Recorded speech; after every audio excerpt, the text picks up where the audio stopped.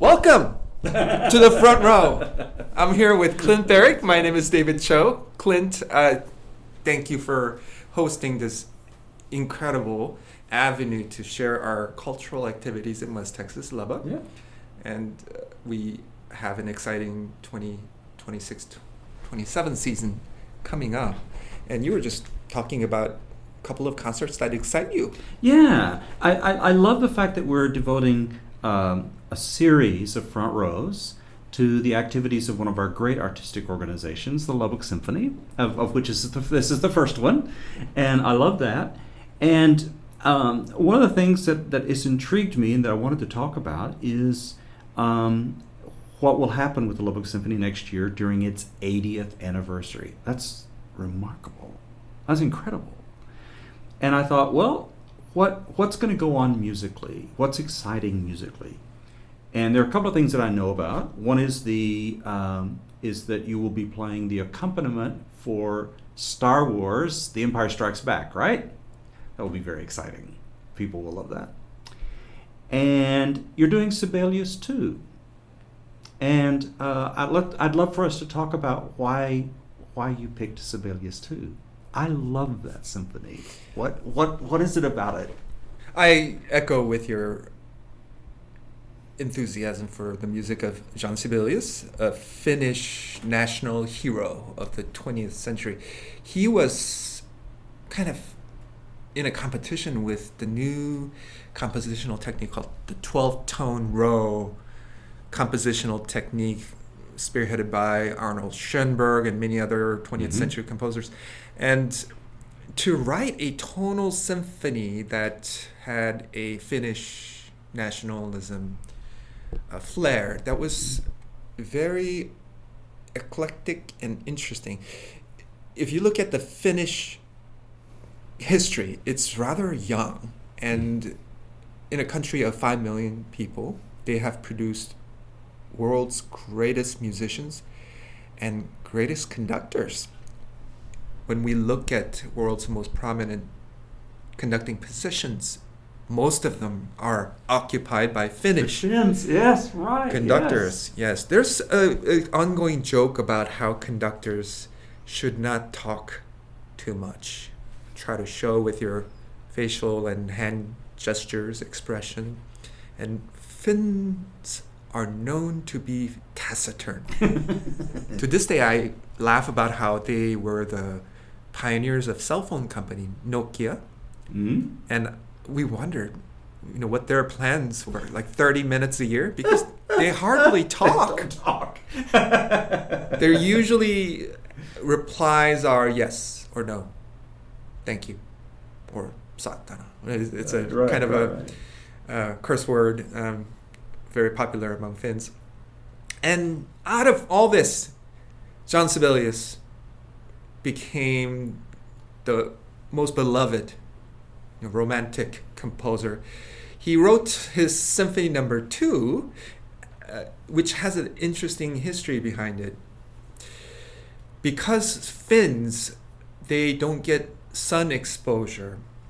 They depend heavily on the happy drinks, the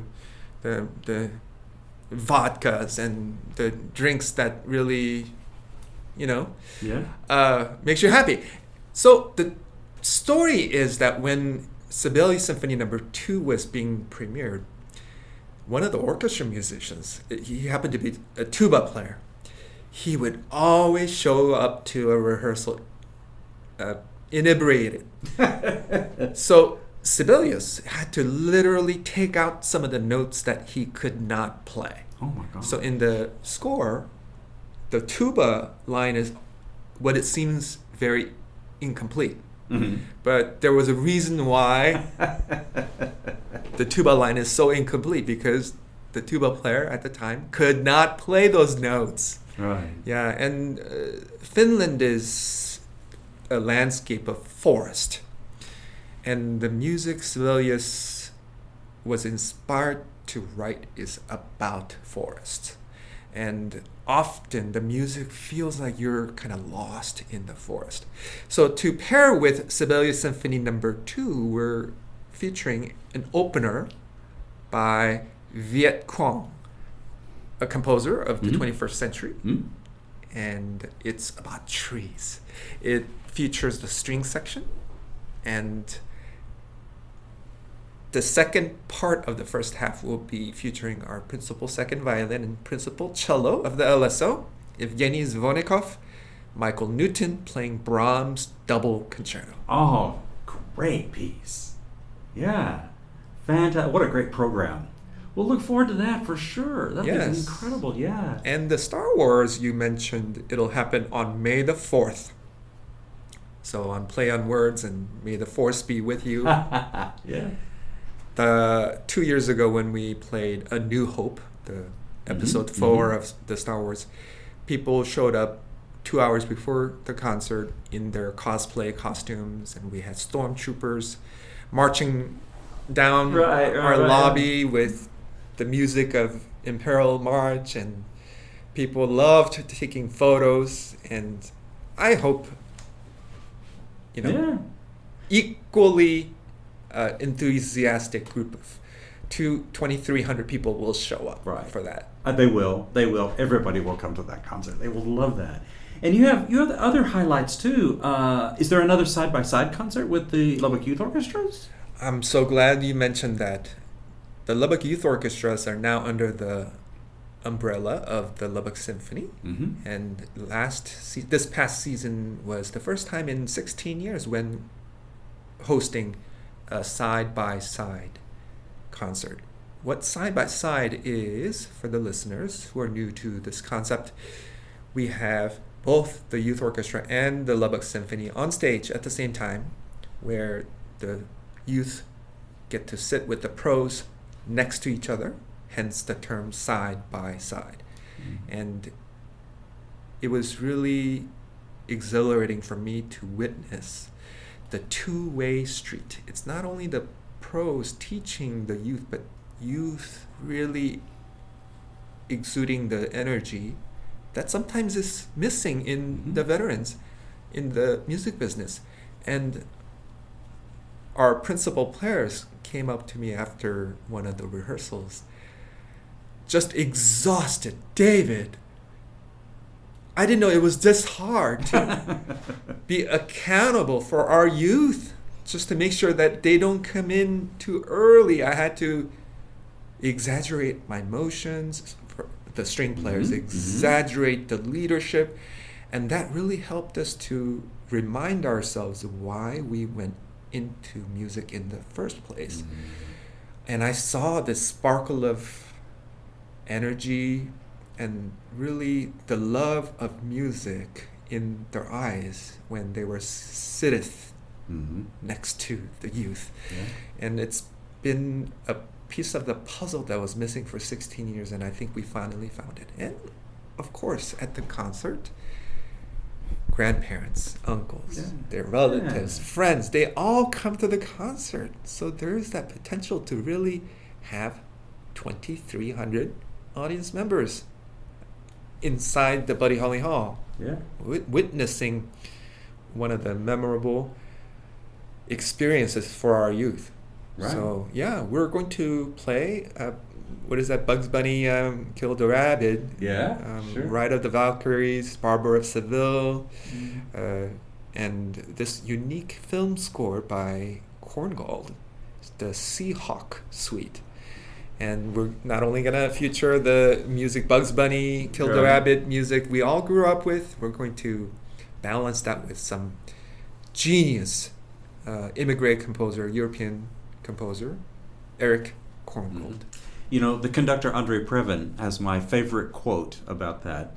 He said that a lot of people used to dismiss Korngold and said, oh, he just sounds like Hollywood. But it's the other way around. Previn said, no, it's Hollywood sounds like Korngold. And it's true. He wrote great film music. He did. Oh, stunning. Yeah. And you're referring to all the European immigrants, the war refugees who moved to the States during when Hollywood was booming. Yes. They needed these genius arrangers and composers to write music overnight. Right. And Andre Previn, you're right. He was part of He that. was part of that, yeah. Right. And he cut his teeth arranging for studio musicians who could sight read things on site. Yeah. No mistakes. Perfect. First take. And of course, he cut his teeth conducting a full orchestra in the Hollywood music studio. See, the students and the pros as well, they will love Seahawk. How much fun to play. I think so. Yeah. And we're going to open it with the 20th century. I can't believe I'm saying this. The 20th Century Fox fanfare. Oh, perfect, 20th century. 20th Century Fox. Yeah. That's right. That's wonderful. Oh, that's so great. The audience will love it. And you mentioned grandparents and people coming and people being in the seats. And that makes me think of one of the important things that's taking place even as we speak, and that is season ticket renewals for the Lubbock Symphony.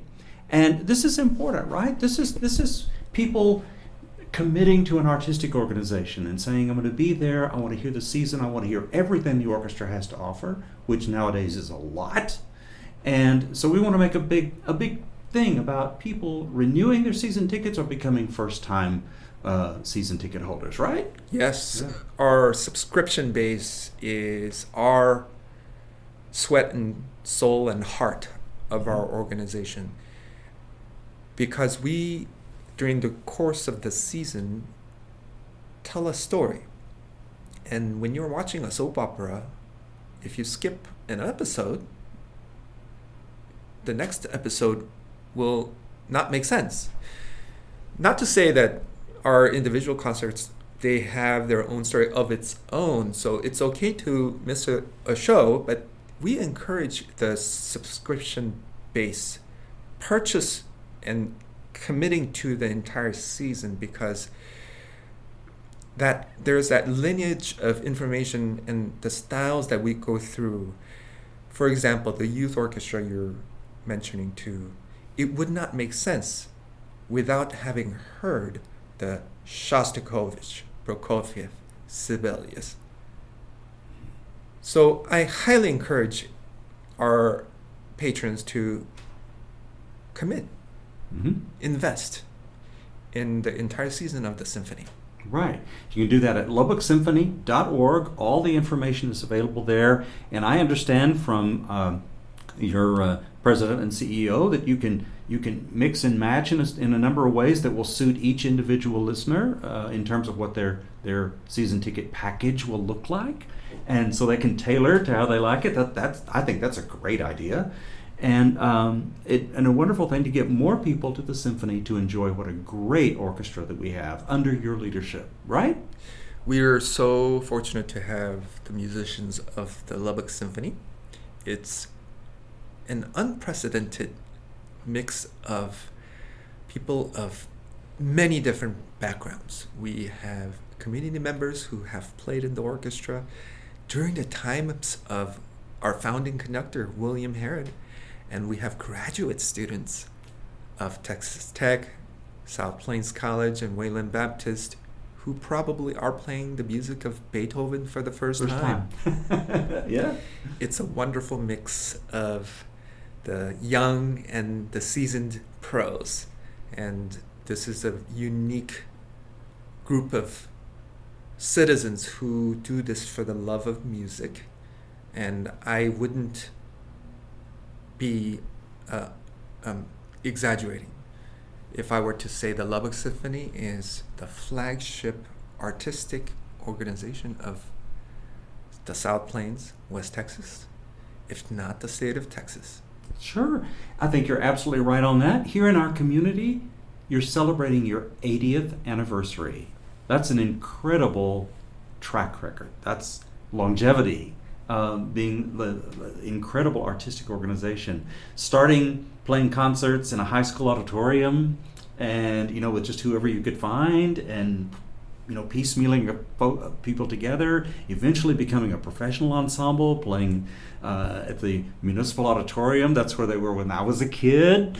And then to the Civic Center, and now just another huge step up to the Buddy Holly Hall. This is incredible artistic growth and says so much about our community. 80 years of the Lubbock Symphony Orchestra. And here's to another 80 years. Absolutely. Right. Our founding conductor, William Harrod, had a vision. And I have to say, during the past 80 years, his vision was realized. And his children, Gary Harrod and Jen Ledbetter, will be coming from Tampa, Florida, and Dallas, Texas, respectively, to witness the 80th season of the Lubbock Symphony. And they will be so proud of what this wonderful organization was able to achieve through the visions of our founding conductor, William Harrod. And I can't wait to share all this with our patrons, our listeners who will be attending our concerts. The Buddy Holly Hall is a state-of-the-art, acoustically perfect venue, and I can't thank enough to the Lubbock Symphony Guild, who has supported the symphony for the past 60 years, and all the local businesses and foundations who made our Lubbock Symphony education concerts, our Masterworks and Pops series possible. Another ensemble that is under the same umbrella as the Lubbock Symphony is the Lubbock Symphony Chamber Orchestra, led by our beloved Dr. Eric Allen, and he will present 3 programs, 2 in the Crickets Theater, which is a smaller theater that seats 400 in the Buddy Holly Hall, featuring the music of Beethoven, Arthur Bird, Maurice Ravel, and our beloved principal flute, Kim Hudson, and principal harp, Rachel Mazuko, in the Mozart double concerto featuring the harp and the flute. And Eric also will be presenting Home for the Holidays. I hope this December concert event will be an annual thing that people will be eager to attend. It'll take place in the large theater featuring the Lubbock Chorale, the chancel choir of First United Methodist Church, presenting a slew of Christmas favorites, the holiday favorites that we all grew up loving. And this would be a wonderful way to just launch the holiday season, because after that comes the Nutcracker and these amazing performances at the Buddy Holly Hall. So we're so thankful to the listeners who, if you haven't experienced the Lubbock Symphony, I thank you in advance for giving it a try. Yeah. The symphony is, by the words of the great philosopher and intellectuals, probably the most sophisticated and fun medium in the music. If you can imagine 40 different musical instruments who on a normal daily basis is impossible to play together, and yet all these string, wind, brass, percussion instruments create this miracle. 80 musicians coming together to play the music of Brahms, Tchaikovsky, Star Wars, what have you. It's a true miracle. Absolutely. And I want you to witness it. Absolutely. And the best way is to go to LubbockSymphony.org and make that purchase of season tickets to guarantee your access to all that the Lubbock Symphony Orchestra has to offer during their 80th season. David, I would thank you for being our guest, but I'm not really sure who was the guest on the show today because it was kind of a mutual thing. So I'm glad we were both here to be able to visit together and promote the Lubbock Symphony. Thank you, Clint. It's a pleasure.